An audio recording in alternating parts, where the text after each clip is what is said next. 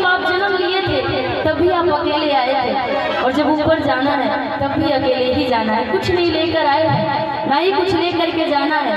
इस धरती पर सबसे बड़ी कोई सच्चाई है तो वो है मौत, जो सबको आना है, सबको जाना है। ये साधक बोलता है क्या कि आज तुम मोह माया की दुनिया में इतने व्यस्त हो गए हो कि तुमको अंदाजा भी नहीं है कि आने वाले टाइम पर तुम्हारी गिनती ऊपर हो रही है। ऊपर की जो घड़ी है ना भगवान के पास वाली, वो चल रही है। कहता है क्या साधक कि तू तो दुनिया के मेला में अकेला,